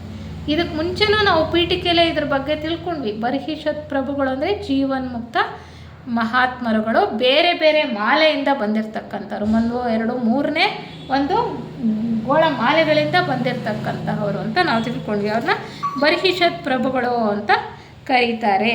ಹೀಗೆ ಈ ಗೋಳದಿಂದ ಬಂದಂತಹ ಪ್ರಭುಗಳಿದಾರಲ್ಲ, ಈ ಗೋಳದಿಂದ ಇಲ್ಲಿ ಅವರು 4ನೇ ಪ್ರದಕ್ಷಿಣೆಯಲ್ಲೂ ಕೂಡ ಕೆಲಸ ಮಾಡ್ತಾರೆ ಅಂತ ಹೇಳ್ತಾರೆ. ಡಿ ಗೋಳದಿಂದ ಬಂದವರು 4ನೇ ಪ್ರದಕ್ಷಿಣೆಯಲ್ಲಿ ಕೆಲಸ ಮಾಡ್ತಾರೆ. ಆದರೆ ಈ ಗೋಳದಿಂದ ಬಂದವರು ಕೆಲವರು ಪ್ರಭುಗಳು 4ನೇ ಪ್ರದಕ್ಷಿಣೆಯಲ್ಲಿ ಕೆಲಸ ಮಾಡ್ತಾರೆ ಅಂತ ನಮಗಿಲ್ಲಿ ಹೇಳ್ತಾರೆ. ಮತ್ತು ಒಂದು ಗ್ರಹಮಾಲೆಯಲ್ಲಿ ಪೂರ್ತಿ ಸಂಸರಣ ಯೋಜನೆ ಆದಮೇಲೆ, ಜೀವ ವಿಕಾಸ ಆದಮೇಲೆ ಎಲ್ಲರೂ ಎಲ್ಲಿ ಹೋಗಿ ಸೇರಿರ್ತಾರೆ? ಎಲ್ಲ ಜೀವರುಗಳು ಎಲ್ಲಿ ಸೇರಿರ್ತಾರೆ? ಬೀಜ ಮನುವಿನ ತೇಜೋಮಂಡಲದಲ್ಲಿ, ಅಂದರೆ ಅಂತರ್ಗ್ರಹ ಮಾಲೆಯ ನಿರ್ವಾಣದಲ್ಲಿರ್ತಾರೆ. ಅಲ್ಲಿರ್ತಾರಲ್ವ, ಅವ್ರನ್ನ ಕಳಿಸ್ತಾರಂತೆ. ಇವೆಲ್ಲ ರಚನೆ ಆದಮೇಲೆ ಇಲ್ಲಿ ಜೀವಿಗಳು ವಾಸ ಮಾಡೋಕ್ಕೆ ಸೂಕ್ತವಾದಂತಹ ಪರಿಸ್ಥಿತಿ ಒದಗಿದ ಮೇಲೆ ಅವರನ್ನು ಕಳಿಸ್ತಾರೆ. ಅದನ್ನು ಸಾಂಕೇತಿಕವಾಗಿ ಹೇಳ್ತಾರೆ, ಹಡಗುಗಳಲ್ಲಿ ಕಳಿಸ್ತಾರೆ ಗುಂಪು ಗುಂಪಾಗಿ ಅಂತ.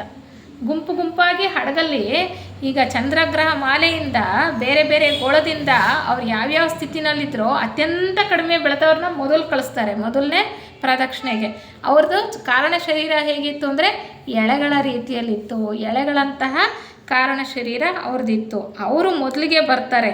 ಮೊದಲು ಹಡಗುಗಳಲ್ಲಿ ಎಳೆಗಳು ಭೂಗ್ರಹ ಮಾಲೆಗೆ ಬಂದರು ಅಂತ ಹೇಳ್ತಾರೆ. ಎಳೆಗಳು ಬಂದು ಅಂದರೆ ಎಳೆಗಳಂತಹ ಕಾರಣ ಶರೀರ ಇತ್ತಂತವರು. ಅದ್ರ ಜೊತೆಗೆ ಡಿ ಗೋಳದಿಂದ ದೊಡ್ಡ ದೊಡ್ಡ ಪ್ರಾಣಿಗಳ ಸಮೂಹ ಬಂತಂತೆ. ಡಿ ಗೋಳ ಅಂದರೆ ಚಂದ್ರಗ್ರಹದಿಂದ ಭೂಗ್ರಹ ಮಾಲೆಗೆ ದೊಡ್ಡ ದೊಡ್ಡ ಪ್ರಾಣಿಗಳ ಸಮೂಹನೂ ಬಂತು ಹಡಗುಗಳಲ್ಲಿ.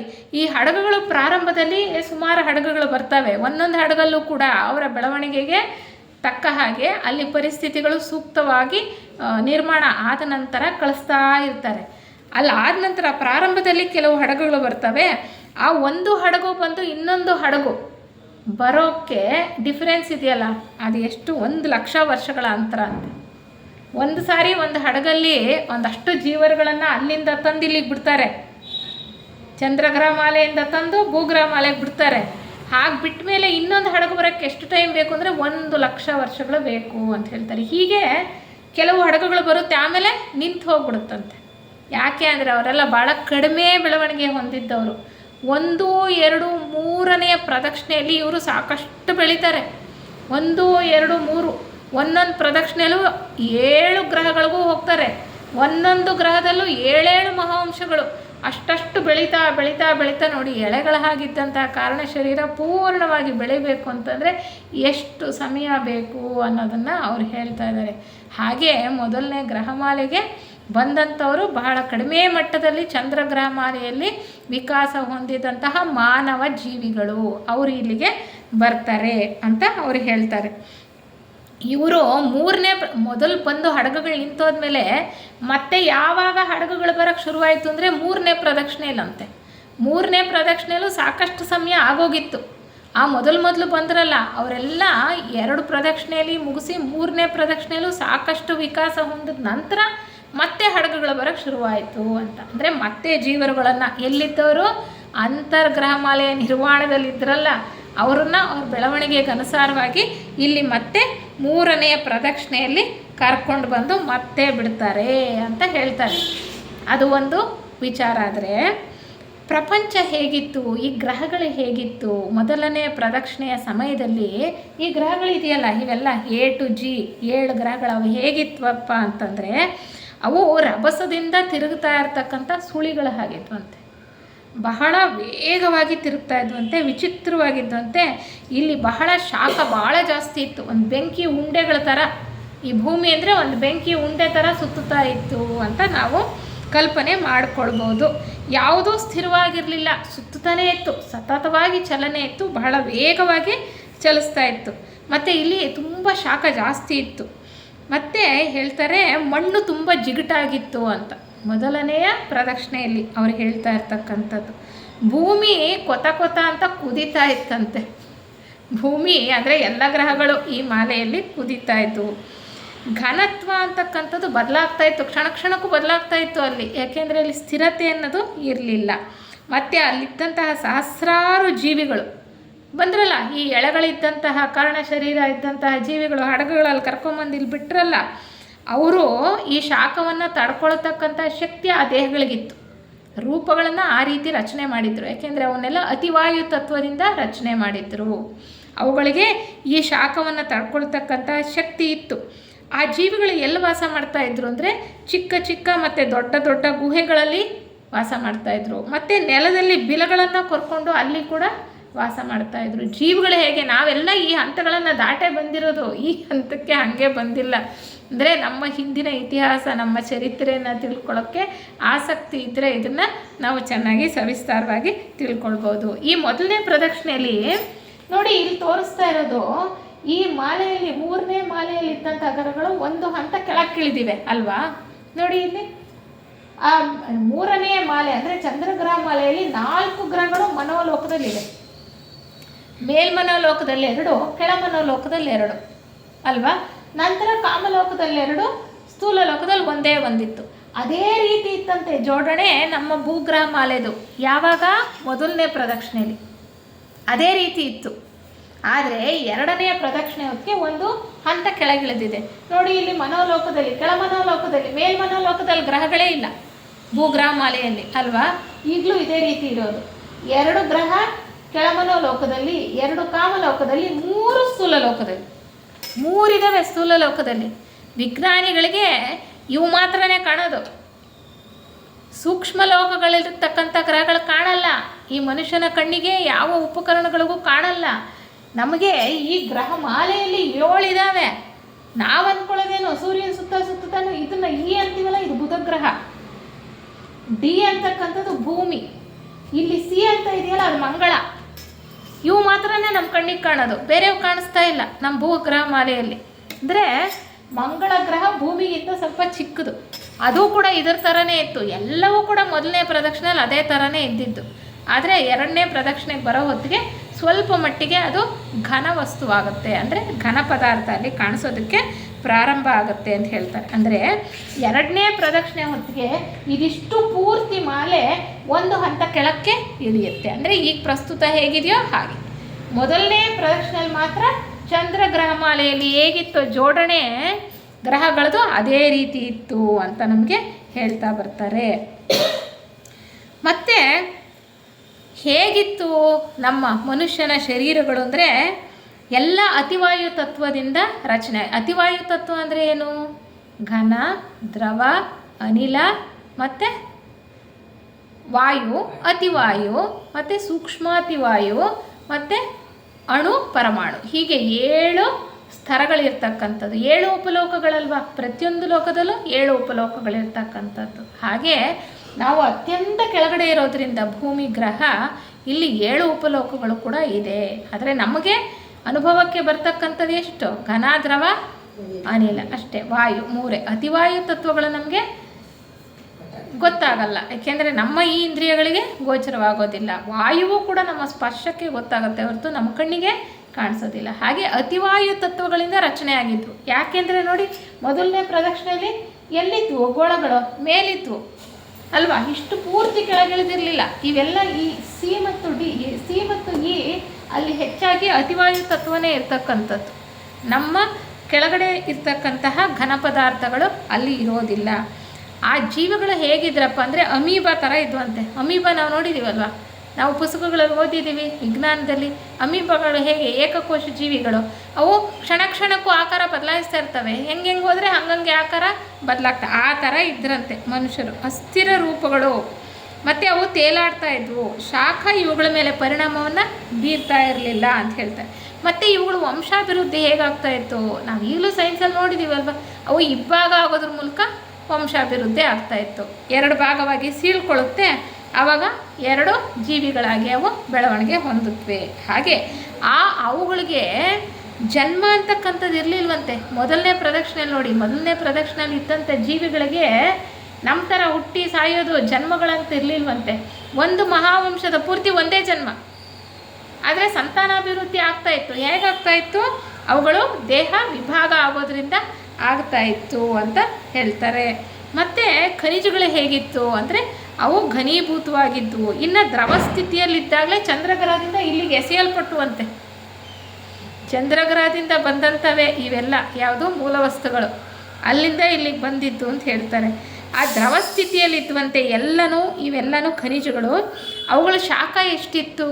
ನಾವು ಈ ಪೀರಿಯಾಡಿಕ್ ಟೇಬಲಲ್ಲಿ ಎಲಿಮೆಂಟ್ಸು ಎಲ್ಲ ನೋಡ್ತೀವಲ್ಲ, ಹಾಗೆ ಮೂಲ ವಸ್ತುಗಳು ಯಾವ ರೂಪದಲ್ಲಿದ್ದವು? ಈಗ ಘನ, ದ್ರವ, ಅನಿಲ 3 ರೀತಿಯ ವಸ್ತುಗಳನ್ನು, ಮೂಲ ವಸ್ತುಗಳನ್ನು ಪೀರಿಯಾಡಿಕ್ ಟೇಬಲಲ್ಲಿ ನಾವು ಈಗ ನೋಡ್ತಾ ಇದ್ದೇವೆ, ತಿಳ್ಕೊಳ್ತಾ ಇದ್ದೇವೆ.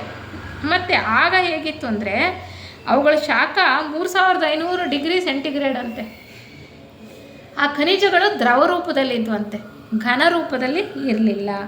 ಮತ್ತು ಸಂಯುಕ್ತ ವಸ್ತುಗಳು ಇನ್ನೂ ಆಗಿರಲಿಲ್ಲ. ಅಂದರೆ 2 ಮೂಲ ವಸ್ತುಗಳು ಸೇರಿ ಸಂಯುಕ್ತ ವಸ್ತುಗಳಾಗತ್ತಲ್ವ. ಈಗ ಹೈಡ್ರೋಜನ್ ಮತ್ತು ಆಕ್ಸಿಜನ್ ಸೇರಿ ವಾಟರ್ ಆಗುತ್ತೆ. ಆ ಥರ ಸಂಯುಕ್ತ ವಸ್ತುಗಳು ಇರಲಿಲ್ಲ, ಬರೀ ಮೂಲ ವಸ್ತುಗಳು ಮಾತ್ರ ಇತ್ತು. ಯಾವಾಗ? ಭೂಗ್ರಹಮಾಲೆಯ ಪ್ರಾರಂಭ ಕಾಲದಲ್ಲಿ ಮೊದಲನೆಯ ಪ್ರದಕ್ಷಿಣೆಯಲ್ಲಿ. ಇದನ್ನು ನಾವು ತಿಳ್ಕೊಳ್ತಾ ಇರೋದು ಮೊದಲನೇ ನಾವೀಗ ಎಲ್ಲಿದ್ದೀವಿ? 4ನೇ ಪ್ರದಕ್ಷಿಣೆ ಇದ್ದೀವಿ. ಇವಾಗ ಭಾಳಷ್ಟು ಬದಲಾವಣೆ ಆಗಿಬಿಟ್ಟಿದೆ. ಈಗಿಗೂ ಆಗ್ಲಿಗೂ ತುಂಬ ಅಜಗಜಾಂತರ ವ್ಯತ್ಯಾಸ ಇದೆ. ಹಾಗೆ ಈ ಭೂಮಿ ಅಂತಕ್ಕಂಥದ್ದು ಬಿಸಿಯ ಗೋಳವಾಗಿ ಉರಿತಾ ಇತ್ತಲ್ಲ, ನಿಧಾನವಾಗಿ ತಣ್ಣಗಾಗುತ್ತೆ ಕೋಟ್ಯಾಂತರ ವರ್ಷಗಳ ಕಾಲ. 2ನೇ ಪ್ರದಕ್ಷಿಣೆಗೆ ಬರುವಾಗ ಇನ್ನೊಂದು ಸ್ವಲ್ಪ ತಣ್ಣಗಾಗಿ ಸ್ವಲ್ಪ ಘನವಾಗುತ್ತೆ. 3ನೇ ಪ್ರದಕ್ಷಿಣೆ ಕಾಲಕ್ಕೆ ಇನ್ನೊಂದಷ್ಟು ಘನವಾಗುತ್ತೆ. ಈಗ 4ನೇ ಪ್ರದಕ್ಷಿಣೆಯಲ್ಲಿ ನಮಗೆಲ್ಲ ಅನುಭವಕ್ಕೆ ಬರ್ತಾ ಇದೆ, ನಾವು ನೋಡ್ತಾ ಇದ್ದೀವಿ ಭೂಮಿ ಹೇಗಿದೆ ಅಂತಕ್ಕಂಥದ್ದನ್ನು. ಹಾಗೆ ಇಲ್ಲಿ ಧ್ರುವಗಳಲ್ಲಿ ಮಾತ್ರ ಕುದೀತಾ ಇರ್ತಕ್ಕಂಥ ಸ್ವಲ್ಪ ಮಣ್ಣಿತ್ತಂತೆ. ಮೊದಲನೇ ಪ್ರದಕ್ಷಿಣೆಯಲ್ಲಿ ಮಣ್ಣೆಲ್ಲಿತ್ತು? ಧ್ರುವ ಪ್ರದೇಶದಲ್ಲಿ. ಅದು ಕುದೀತಾ ಇತ್ತಂತೆ. ಅದೂ ಈ ರೀತಿ ತಣ್ಣಗಿರಲಿಲ್ಲ, ಯಾಕೆಂದರೆ ಗೋಳಗಳಿಂದ ತಣ್ಣಗಾಗಿರಲಿಲ್ಲ. ಹೀಗೆ ಪ್ರಾರಂಭ ಆಗಿದ್ದು ಸಾವಿರಾರು ವರ್ಷಗಳಾದ ನಂತರ ಅಲ್ಲಿ ಇಲ್ಲಿ ಒಂದು ಸ್ವಲ್ಪ ಹಸಿರು ಬಣ್ಣದ ಕೊಳೆ ಅಂತ ಪದಾರ್ಥ ಕಾಣಿಸ್ಕೊಳ್ತಂತೆ. ಕೊಳೆ ಥರ ಇತ್ತಂತೆ ಪದಾರ್ಥ. ಅದೇನು ಹಸಿರಾಗಿರೋ ಕೊಳೆ ಪದಾರ್ಥ ಅಂದರೆ ಸಸ್ಯಗಳು ಅಲ್ವಾ? ಹಾಗೆ ಸಸ್ಯಗಳು ಸ್ವಲ್ಪ ಮಟ್ಟಿಗೆ ಕಾಣಿಸ್ಕೊಳ್ಳೋಕ್ಕೆ ಪ್ರಾರಂಭ ಆಯಿತು ಅಂತ ಹೇಳ್ತಾರೆ. ಸವಿಸ್ತಾರವಾಗಿ ಪ್ರತಿಯೊಂದನ್ನು ಕೂಲಂಕುಷವಾಗಿ ಅವರು ಹೇಳ್ತಾ ಇಲ್ಲ. ಅವ್ರ ದೃಷ್ಟಿಗೆ ಏನೇನು ಕಾಣ್ತು, ಮುಖ್ಯವಾಗಿ ಅವರ ಪ್ರಜ್ಞೆಗೆ ಲೆಡ್ಬಿಟ್ರು ಮತ್ತು ಅನಿಬೆಸೆಂಟ್ರಿಗೆ ಯಾವ್ಯಾವ್ದ್ರ ಕಡೆ ಅವ್ರ ಗಮನ ಕೇಂದ್ರೀಕೃತವಾಯಿತು, ಅವರವ್ರ ಪ್ರಜ್ಞೆ ಸುತ್ತಮುತ್ತ ಎಲ್ಲೆಲ್ಲಿ ಏನೇನು ಕಾಣಿಸ್ತು ಅದನ್ನು ಅವರು ವಿಚಾರವನ್ನು ನಮಗೆ ಇಲ್ಲಿ ಹೇಳ್ತಾ ಹೋಗ್ತಾರೆ. ಮೊದಲನೇ ಪ್ರದಕ್ಷಿಣೆ ವಿಚಾರ ಇಷ್ಟನ್ನು ನಮಗೆ ಅವ್ರು ಹೇಳ್ತಾರೆ. ಸಾಕನ್ಸುತ್ತೆ, ಯಾಕೆಂದರೆ ತುಂಬ ಆದರೆ ನಮ್ಮ ತಲೆಗೂ ಹೋಗೋದಿಲ್ಲ ಅಲ್ವಾ?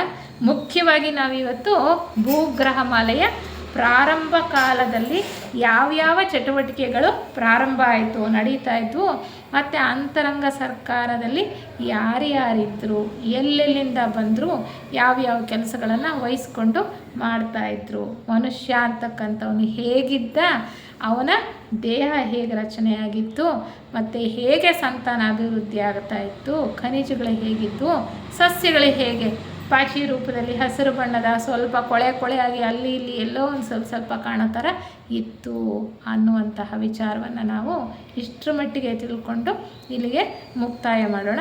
ಮತ್ತು ಮುಂದಿನ ಒಂದು ತರಗತಿಯಲ್ಲಿ 2 ಮತ್ತು 3ನೇ ಪ್ರದಕ್ಷಿಣೆ ವಿಚಾರವನ್ನು ತಗೊಳ್ಳೋಣ.